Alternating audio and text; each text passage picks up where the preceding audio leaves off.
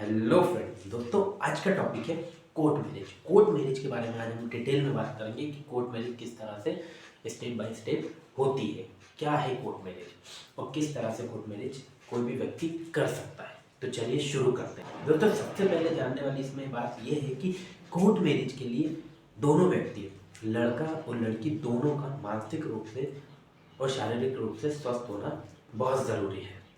Second बात, कानून ने जो उम्र इनके लिए निर्धारित की है, दोनों को उस उम्र को कंप्लीट करना ज़रूरी है।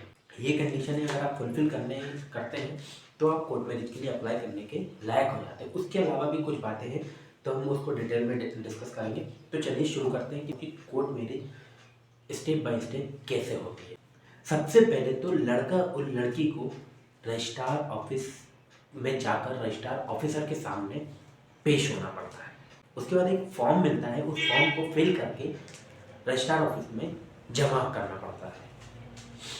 इसके अलावा बात करें तो कोर्ट मैरिज जो है, स्पेशल मैरिज एक्ट 1954 के तहत कोई भी लड़का लड़की शादी कर सकता है आपस में, चाहे वो किसी भी कास्ट का हो, किसी भी धर्म का हो, वो मैटर नहीं करता, शादी सब कर सकते हैं। बट उसके लिए कुछ शर्तें हैं, उस पर अगर हम बात करें, इन सब के लिए कुछ शर्तें हैं जो इस एक्ट में मेंशन की गई है।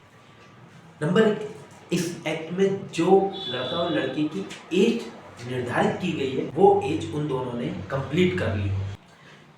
रजिस्ट्रेशन करते समय जो डॉक्यूमेंट्स उसमें मांगे गए हैं वो उनके पास कंप्लीट होना चाहिए। जैसे कि मान लीजिए लड़का लड़की दोनों की आधार कार्ड लगेगा, फोटोज लगेंगी और मार्कशीट लगती है। मार्कशीट इसलिए लगती है कि डेट ऑफ बर्थ प्रूव करने के लिए कि आपकी मार्कशीट में जो डेट ऑफ बर्थ डली है उससे क्लियर हो जाता है कि आपने दोनों ने जो एज डिसाइड की है गवर्नमेंट ने, उस डेट के अकॉर्डिंग आपकी एज कंप्लीट हो चुकी है। इसके लिए डेट ऑफ बर्थ प्रूफ के लिए आपकी मार्कशीट लगती है।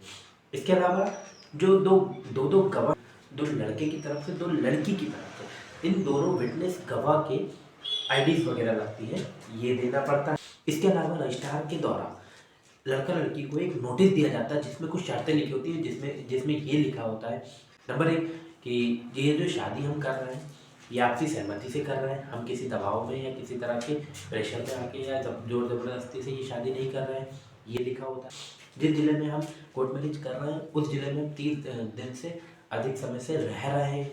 इस तरह की शर्तों को पढ़ने के बाद रजिस्ट्रार ऑफिसर उस नोटिस को नोटिस बोर्ड पर लगा देता है। नोटिस बोर्ड पर वो लगाने का मतलब ये रहता है रजिस्ट्रार का कि अगर दोनों पक्षकारों के परिवार में से किसी को आपत्ति है, किसी भी तरह की आपत्ति है, तो वो आपत्ति जाहिर करने के लिए हमारे पास आए, हमसे बात। और रजिस्ट्रार ऑफिसर इस आपत्ति का संज्ञान लेगा। अगर उस रजिस्ट्रार ऑफिसर को लगेगा कि इस मैरिज के लिए जो आपत्ति जताई गई है वो आपत्ति वैलिड है, ये आपत्ति वैलिड है, तो वो रजिस्ट्रार ऑफिसर उस शादी को तोड़ भी सकता है, अन्यथा आगे प्रोसीडिंग के लिए बढ़ा दिया जाएगा। और अगर कोई आपत्ति नहीं आती है, ये आपत्ति आती है और रजिस्ट्रार को लगता है कि वैलिड रीज़न नहीं है, सारी प्रोसीडिंग के बाद फाइल आगे बढ़ा दी जाती है। उसके बाद रजिस्ट्रार द्वारा आपको एक सर्टिफिकेट दे दिया जाता है जिसे आप मैरिज सर्टिफिकेट कहते हैं। आशा करता हूँ आपको सारी बातें अच्छे से समझ में आई होगी। तो चलिए मिलते हैं नेक्स्ट वीडियो में किसी नए टॉपिक के साथ। तब तक के लिए जय हिंद।